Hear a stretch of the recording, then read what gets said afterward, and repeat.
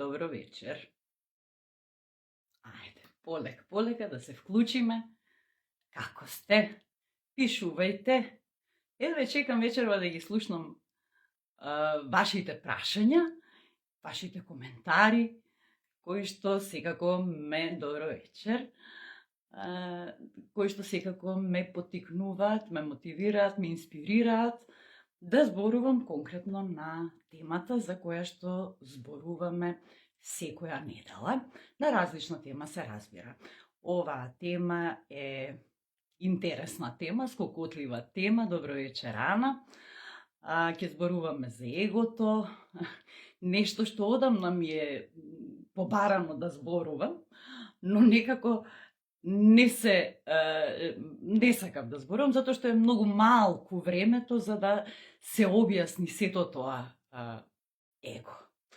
Здраво, Микица, добро вечер на сите. Вечерва ќе зборуваме, како што кажав, за егото, неговите улоги, неговите замки, за кои може би знаеме, може би не, некои ги знаеме и мислејќи дека не постапуваме по егото, постапуваме обратно, а всушност влегуваме во другата негова замка. И токму оттаму појдоа и оние прашања кои што претходно ви беа поставени за егото, дали креирате, например, жртва, може би удоволувате или пак сакате да бидете во право.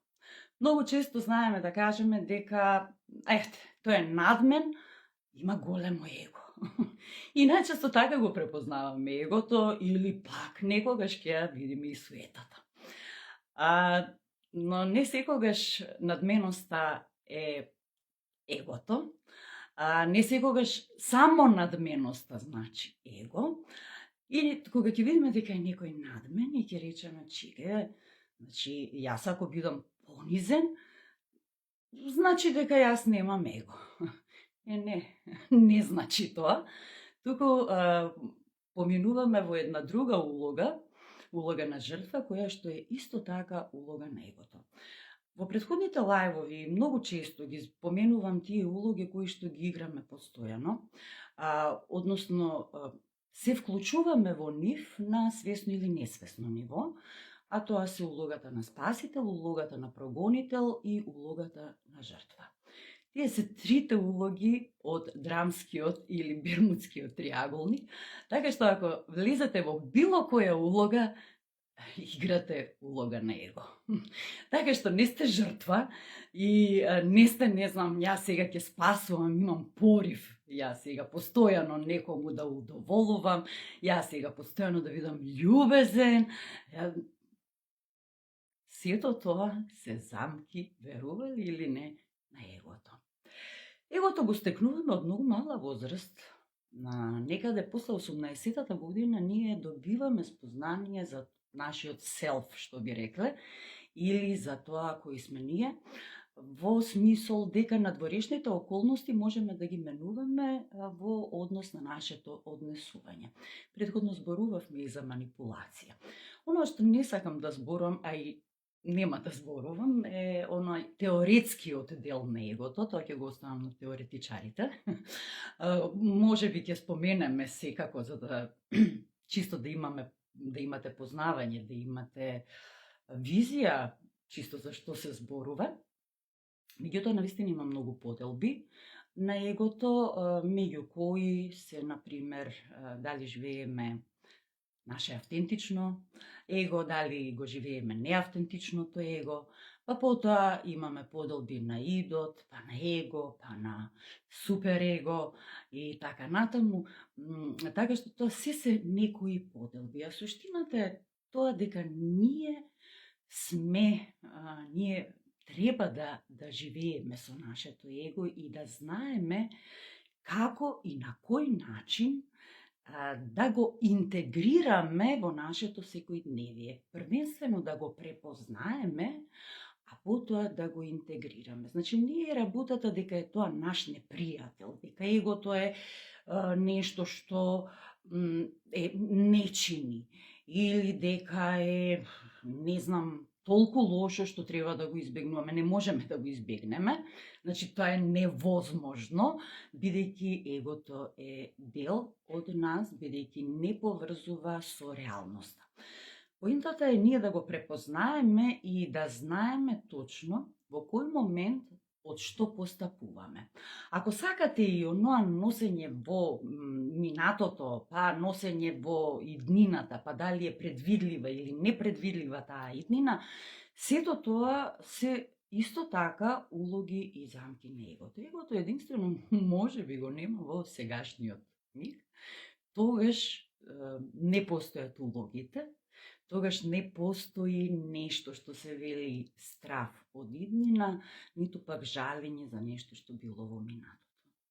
Значи, ние сме постојано со егото. Некој многу интересно во истражувањата што си ги вршам постојано, кога ќе стиснете его и кога ќе најдете, кога ќе пребарате во пребарувач што е тоа, значи его значење, и добивате веднаш во речничкиот наш фонд дека е именка од среден род и дека, верували или не поврзува со нашето лично јас. Што значи тоа? Дека на некој начин не идентификува и не одразува нас како личност. Дали е навистина така? Не. Не е така, затоа што ние сме многу повеќе од егото. Тоа е само 3D, оноа простор, време и реалност во која што сме, да знаеме, да умееме да функционираме.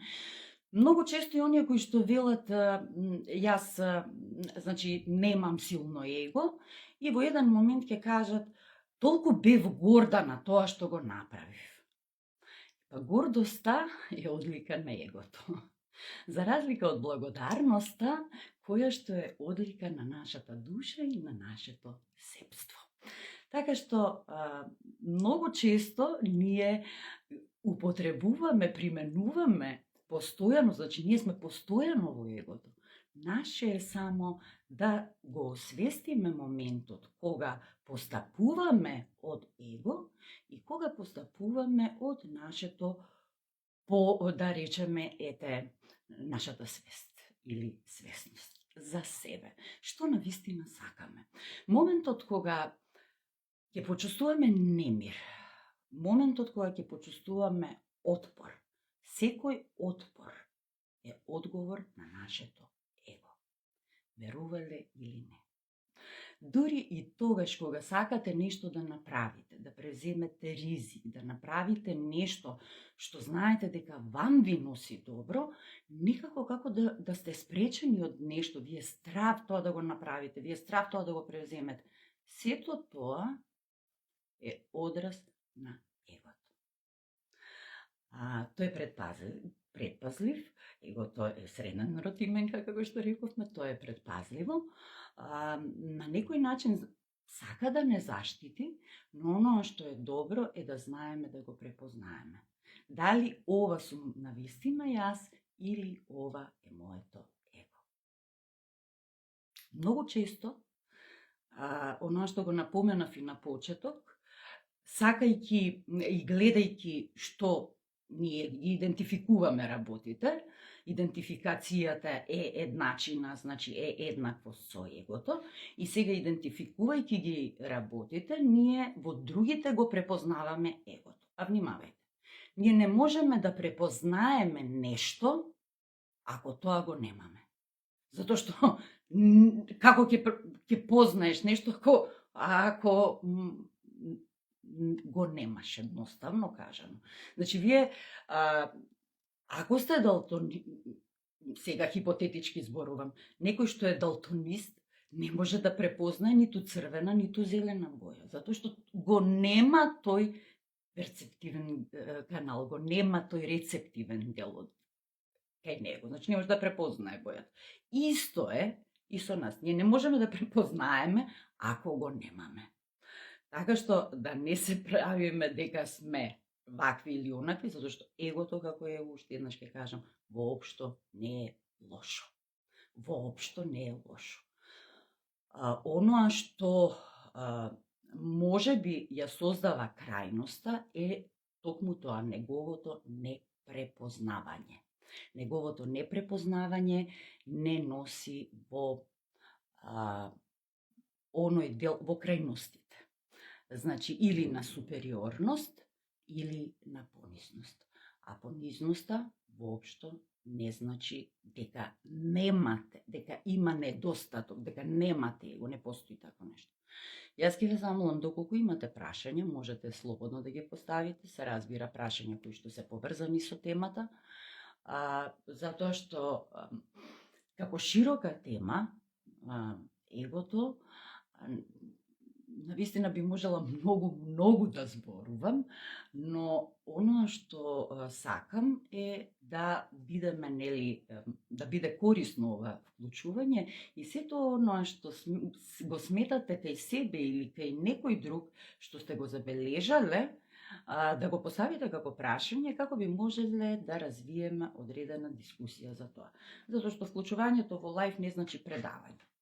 Предавањето како предавање трае, да речеме, некоја секвенца, некој половина час до 3 часа од нашето исклучување и толку од тоа.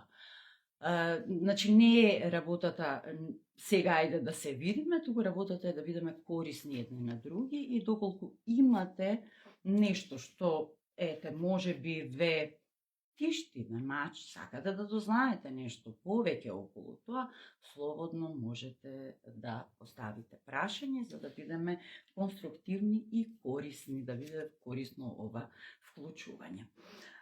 Во суштина, како што кажав, егото се појавува од 18-тиот месец, кога стекнуваме самосвест за самите себе. И тоа е, затоа велам, нешто корисно, кога знаеме да управуваме со дека можеме со нашето однесување да управуваме со работите околу нас што не окружуваат.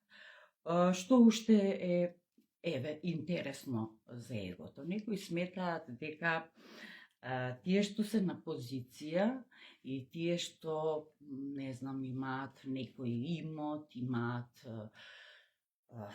нешто што ги идентификува како успешни, дека имаат големо его. Јас не гледам дека е тоа така, освен ако нели не отидат во крајност. Крајностите се тие кои што ги изместуваат работите, без разлика во која крајност било тоа. Затоа што многу често се случува да и оние кои што премногу удоволуваат и се губат себе, задоволувајќи туѓи интереси и туѓи потреби, имаат можеби поголемо его од оние кои што знаат да се наметнуваат и да поставуваат своји правила кои инсистираат вие да ги следите. Со самото тоа што вие ги следите туѓите правила за да има мир во куќа, нели? Со самото тоа вие пристапувате кон играта наречена Бермудски триаголник и станувате жртва на нивната игра. Така што не значи дека ако задоволите некому, ако немате поставена граница, јасно поставена граница, дека вие сте без его. Напротив, имате дури можеби и поголемо, а не сте свесни за тоа. При тоа се јадосувате, зошто? Затоа што се губите себе. Затоа што е пресилен гласот на егото, а претивок вашиот внатрешен глас. Токму тоа е поентата. Кога надворешните околности ќе се интегрираат со нашето внатрешно јас, тогаш можеме конструктивно да пристапуваме кон нашето секојдневие и да креираме. Например, споредувањето со другите е гласот на егото. Завидувањето на другите е гласот на егото. Критизерството, па дури и самите себе кога се критикуваме, е гласот на егото. Така што и перфекционизмот, ако сакате, е гласот на егото. Така што нека се јави некој сега од тука кој што нема его. Значи не постои таков, Сето тоа што нам ни преостанува е точно тоа да се научиме себе, да знаеме кои сме, да ја прошириме нашата свесност, а не да пристапуваме од нашата личност, која што е навистина многу мала. Ние сме многу повеќе од нашето его и од нашата личност. Егото сака да се врзува. Сака да се врзува за личности, сака да се врзува за работа, сака да се... Тоа што ја држи на работно место, таму каде што сте, е вашето его. Значи не е ништо друго освен вашето его. Колку и да изгледа тоа, вие мислите дека сте помали од вашите работодавци или од не знам што, ама не сте, затоа што останувате токму таму каде што ве држи вашето его. Зошто? Затоа што ви идентификува, односно ви создава приказна со стравото, поврзана со стравото. Например, што ќе правиш ти? Сите тие прашања што ги добивате. Значи, сето тоа е спречување да делувате и да се реализирате себе си со сиот свој потенцијал кој го имате, во сиот сјај, буквално да блеснете. Затоа е супер дојдено, значи не е ривал, не е противник егото. Тука е сојузник во нашето патешествие наречено живот. Така што, навистина, секогаш кога ќе го забележите стравот, буквално тоа е нешто што сака да ве заштити во даден момент и тука е секогаш за ваше добро, но тој страв не постои секогаш вистински. И што е тоа што сака да ве заштити? Од што точно сака да ве заштити? Како на поинаков начин може да се заштити личноста која што, еве си ги поставува овие прашања, а сепак да ги превземе чекорите кои што ја исполнуваат. Значи, тие се тие прашања кои што треба да си ги поставиме себе си кога ќе дојдеме токму во таква ситуација. Што е тоа што ме плаши? Од што точно ја се плашам? Од што сака да ме заштити сево ова што ми се јавува како внатрешен глас? На како поинаков начин може да ме заштити тоа, а сепак да го постигнам тоа што го сакам? И на тој начин ќе бидете ослободени да го изразите сиот свој потенцијал. Јас не го дадам прашање, дали толку сте замислени или... еве, едно прашање, супер. Ајде, секогаш мислев дека его е одлика на луѓе кои се арогантни и умеат со надмен однос некого да заќутат, и да се наметнат. За позиција на жртва не ни помислував, И најчесто е така. И таа понизност, и тоа...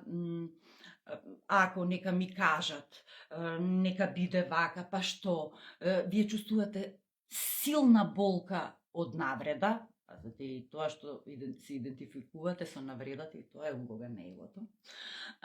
Значи, ако јас постапам од позиција на поширока свесност, што значи тоа? Тоа значи дека сето тоа што излегува од другиот е негова одлика. И тоа воопшто нема врска со мојата вредност.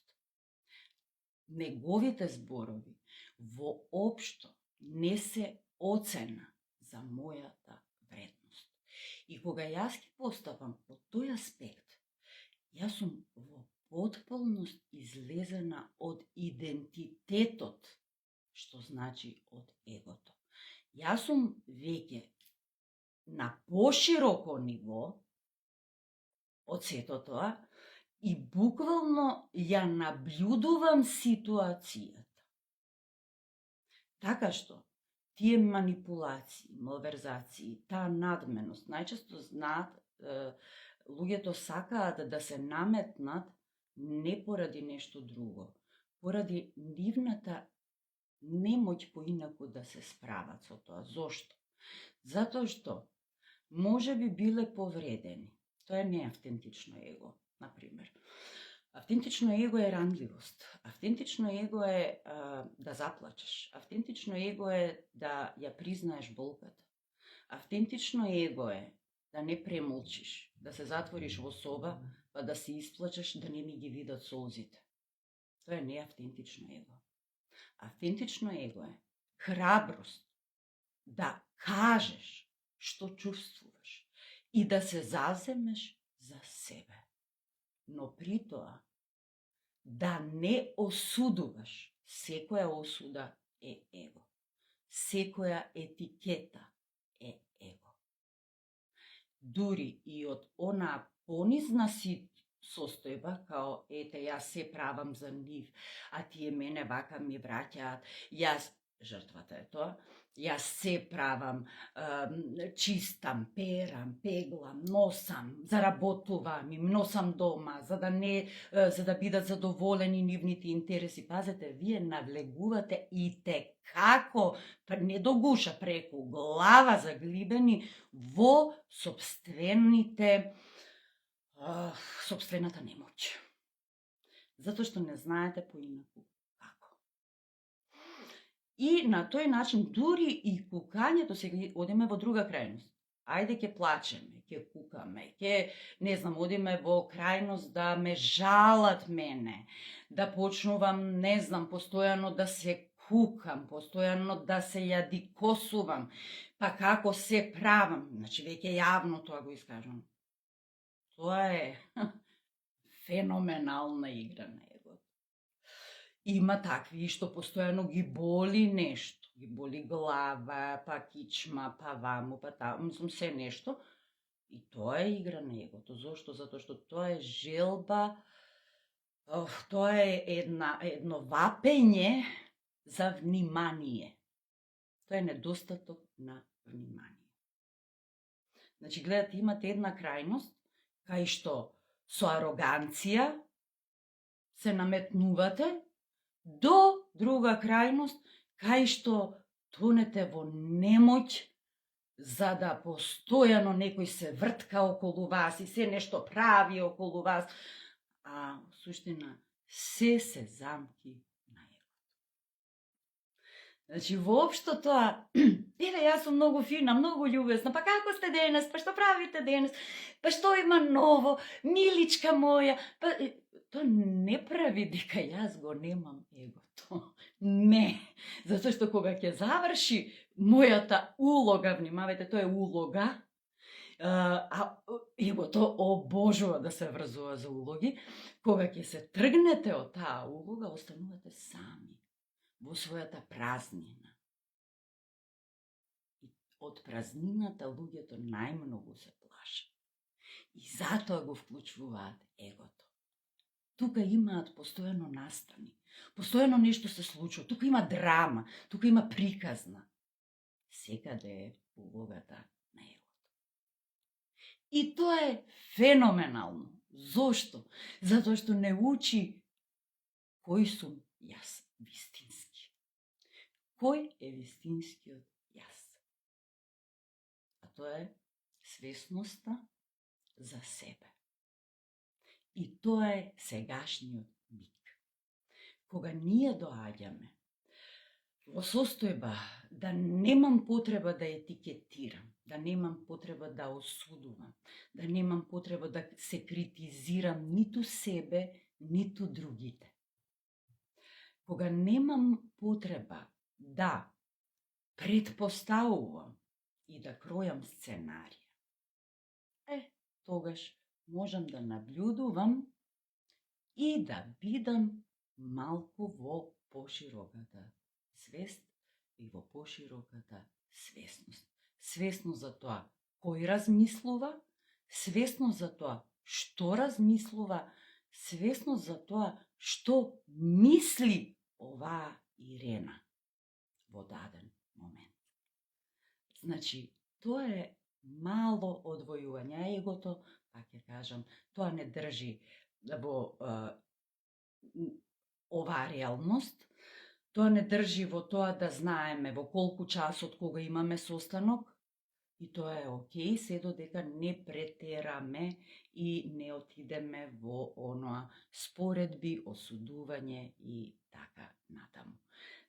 Значи, не секогаш оноа што мислиме дека е его и суета, е само тоа его и суета. Секогаш велам, паричката има две страни, стапот има два краја, така што секоја крајност е одлика на егото. Значи, оно што го гледате како нешто што е надменост и оно што го гледате како помогни ми, не можам. Не можам веќе. Мислам, супер, тука сме, меѓутоа многу често тие што така велат, не можам, нема никој не ми се јавува, никој не доаѓа да ме праша, па како ти е, па што ти е, па ме гледаат, јас се мачам, па никој не те прашува, па и така натаму, и така натаму. Запрашајте ги што направиле тие за себе си да си помогнат. Затоа што никој не добил резултат од кукање и никој не добил резултат од жалење. Затоа велам, улогата на жртва е на пиедесталот на улогите на егото, затоа што од неа најтешко се излегува. Секогаш ќе има некој, па се пробав, леле се направив, бев ваму, бев онаму, никој не може да ми помогне. Тоа е, не знам, Queen, King. Значи, тоа е нај онака на тронот на улогите на егото. Сакате и оноа безпомошно дете, тука се надоврзува, сакате и авторитарен родител. Значи, постојано се јао, сакате арогантно, агресивно дете, кое што сакате бунтовник, и тоа е исто така улога и одлика. Така што, навистина е преширока оваа тема, барем малку ќе скокотнеме да имате чисто прегледност што значи егото. Која може да биде најболната точка на егоистите? Дали може би коментар на нивниот неуспех или изглед?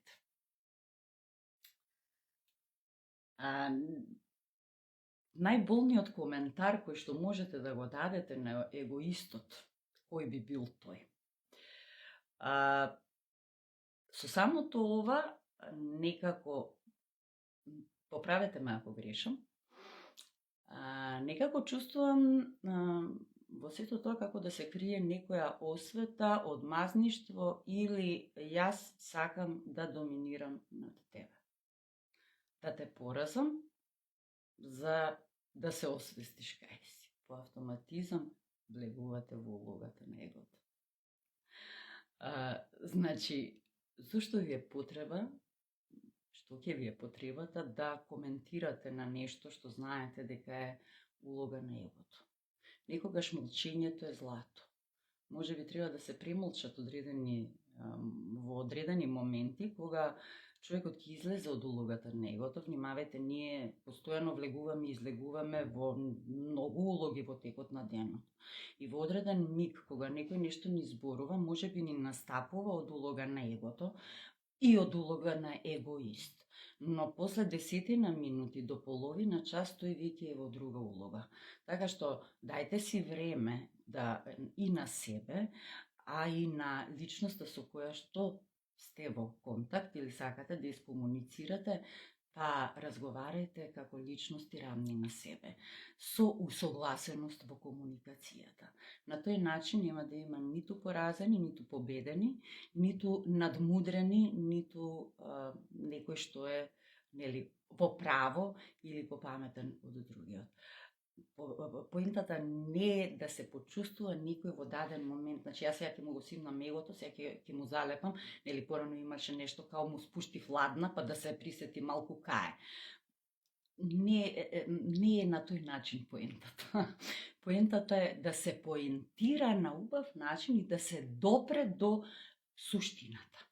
Тоа е поентата. Така што, прашањето дали може би коментар на за нивниот неуспех или изглед е еднакво ќе му се ситам на неговите мани. А тој нека се освести кај и дека не е совршен. Има поинаков начин за да свати дека не е совршен. Така што вашето совршенство, условно кажано,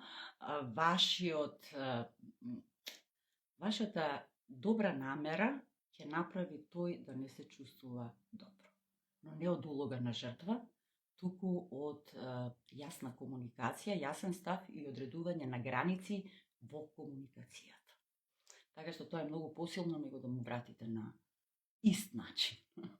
Не знам колку ова ви помогна. Ако добро се изјаснив, повелете, прашајте ако имате дополнителни прашања. Морам да се напијам водичка. Кои се најчести одбранбени механизми на егото во секојдневието? Тука веќе напоменав доста. Одбранбен механизам е и улогата на жртва. Значи, одбранбен механизам е и ароганцијата, одбранбен механизам е одбранбениот став, одбранбен механизам е јас сум во право, ќе ти докажам дека сум во право. Значи, сето тоа се баш одбранбени механизми. Одбранбен механизам е игнорирањето на нешто. Одбранбен механизам е и одбегнувањето на прашања, ако сум запрашан за нешто, или одговарањето на некое прашање. Значи, што уште? Одбранбен механизам е недостапноста. Она притаена пасивна агресија, што би рекле, исто така е одбранбен механизам на егото. Ке молчам, нема да ти зборувам, за да се присетиш кај ти е местото. Тоа е пасивната агресија и е одбранбен механизам на егото. До друга крајност, најголемата љубезност е исто така одбранбен механизам. Непокажувањето на емоциите е исто така одбранбен механизам. Она празнина, недостапноста е исто така одбранбен механизам. Значи, гледате колку е многу интересно и колку е секојдневно, меѓутоа ние него ни забележуваме. Затоа што токму тоа е преод од свесното, од реалното кон несвесното. Значи, од свесното кон несвесното.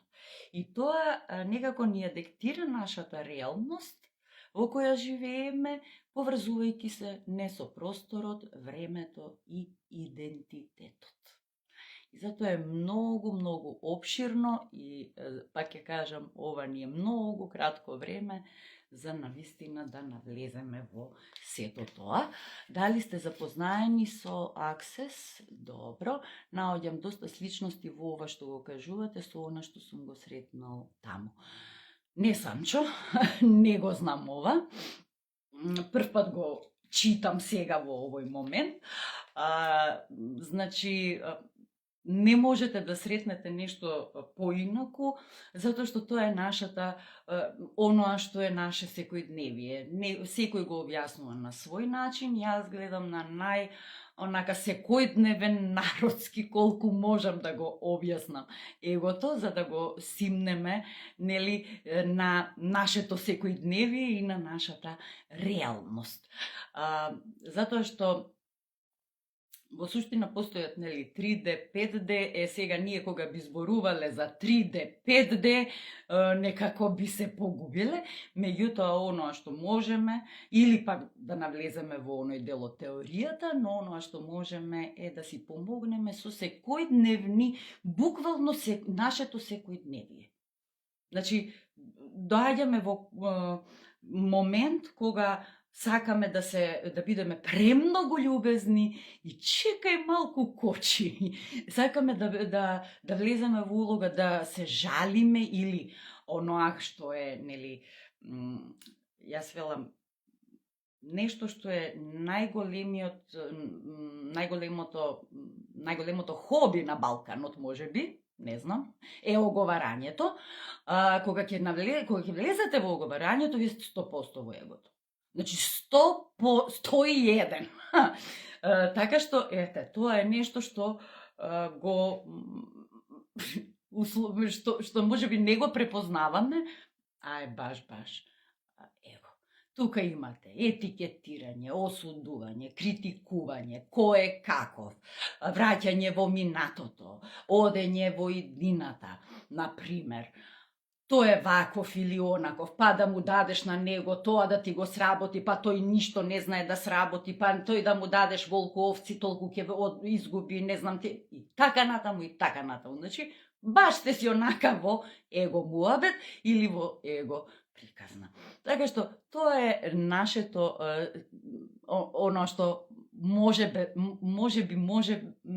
да си помогнеме во секој момент, штом ќе се зафатите за тоа, видите дека еден обичен телефонски разговор или средба некаде, позиција на его, супер, ајде сега што можам да од оваа позиција да направам и како можам тука да помогнам. Така што кога ќе видите дека некој дури ви се лути, исто е тоа, его. Што значи тоа? Дека не може да се справи со дадена ситуација.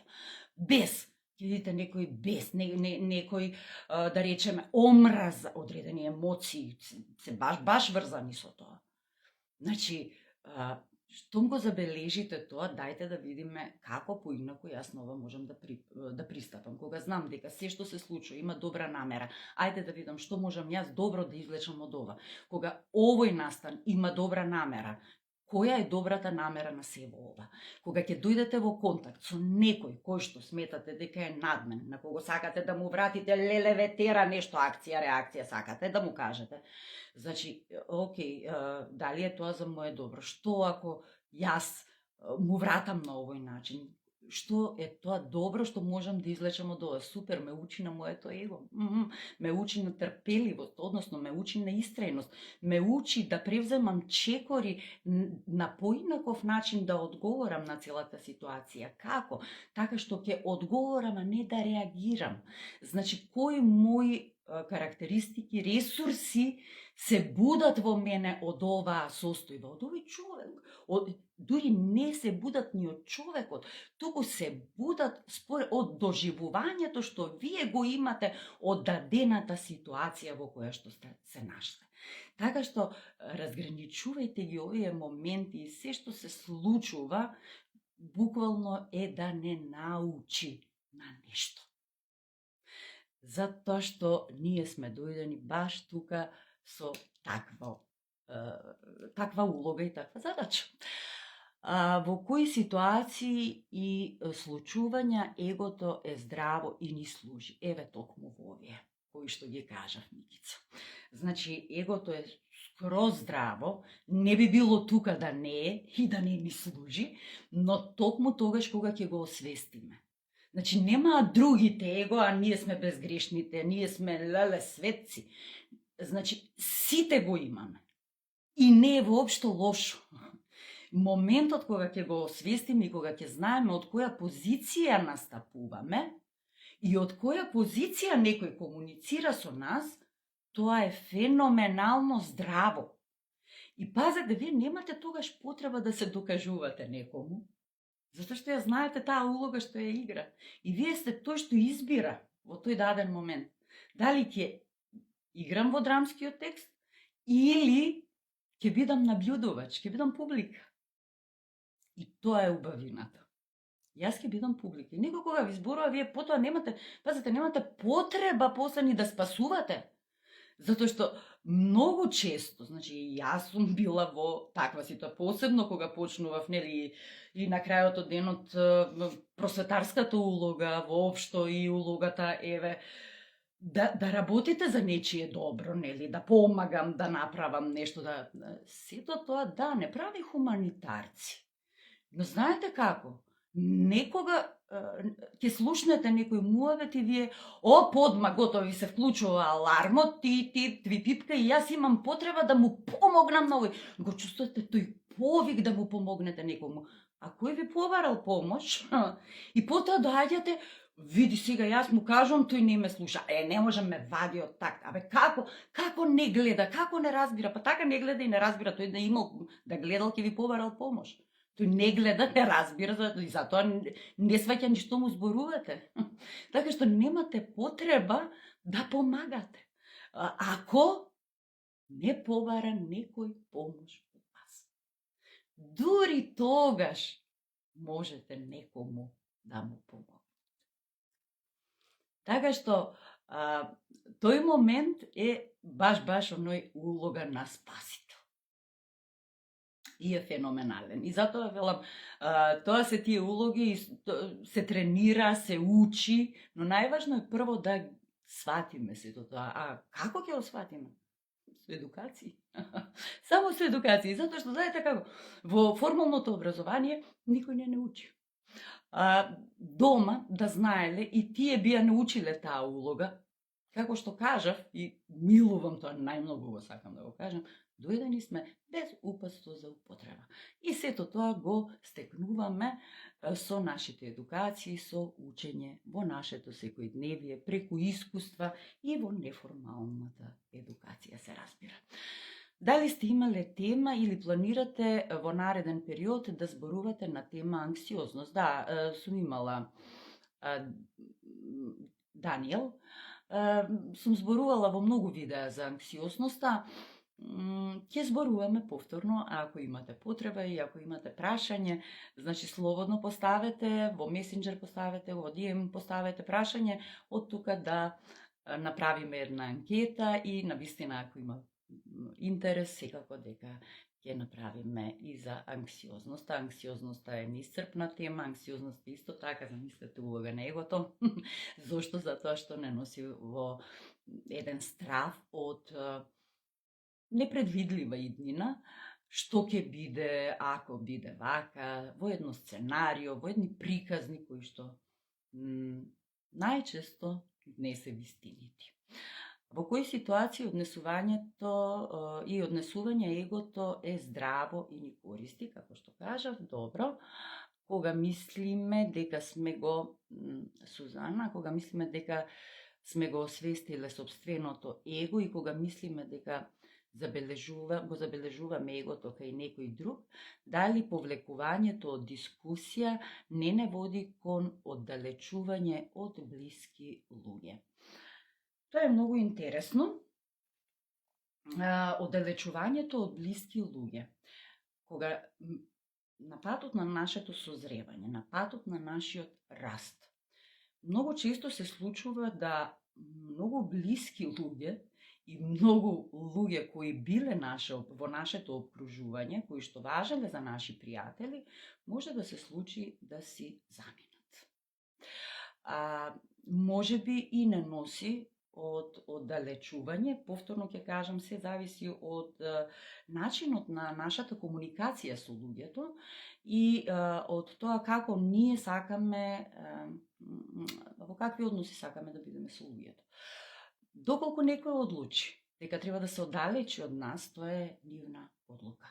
Јас никогаш не сум донела таква одлука и секогаш сум одела, и ден денес сум многу блиска со луѓето со кои што го познавате, кој зборува, како зборува, немате потреба тоа да го искажувате, затоа што различни вредности, различни степени на развој, тоа е окей.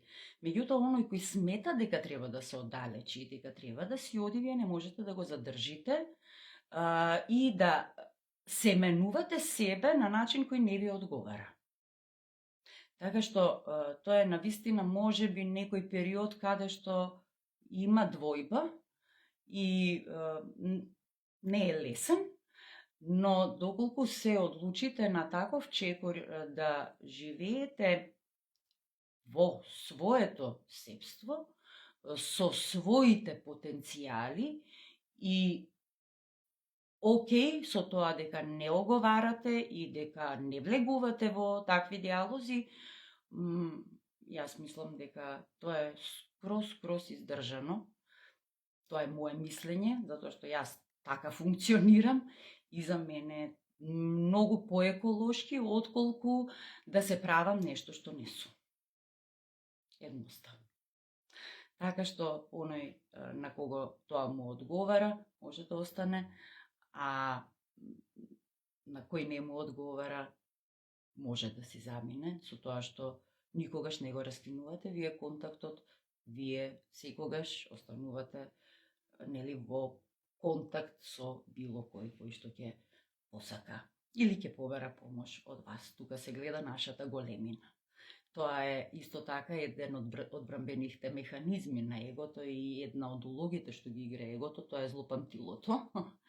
И не те прифаќам таков каков што си, ако не играш по мои правила. Така што, и тоа е една од улогите на егото. Ви избирате. Дали е во ред тоа, дали има уште прашања, ако не... Добро, јас мислам дека до тука одговорив, ти благодарам, Ана, и на тебе. Мислам дека до тука се одговорени прашањата. Дали има уште некое прашање? Доколку нема, повелете на наредниот лайв во недела, можете да поставувате прашања, одговарајте на анкетите кои што ги поставуваме, затоа што со самиот ваш одговор може да се вклучуваме и да одговараме на теми.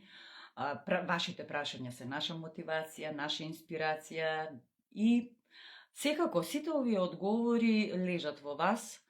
Сиот овој раст поминува низ етапа на едукација. Во тек се уписите за тренинзите кои што следуваат од февруари, кои што се навистина една уникатност на 5D тренинг и коучинг, каде што се запознавате првенствено со себе, за да може да работите и со други, секој оној кој ќе помине и третата етапа, односно и третото ниво. Сеопфатен процес, каде што влегува телото, умот, емоциите, енергијата, идентитетот и се разбира сите коучинг прашања кои што потоа ви дозволуваат да работите еден на еден, а и во групи. Ви благодарам за вниманието. Се гледаме наредната недела во 20:30 часот на исто место, во исто време, со различна тема. И се разбира, сакајте се себе, сакајте ги луѓето кои ве сакаат вас, чувајте се себе и чувајте ги луѓето што ја чуваат вас. Имајте убава вечер и успешна работна недела.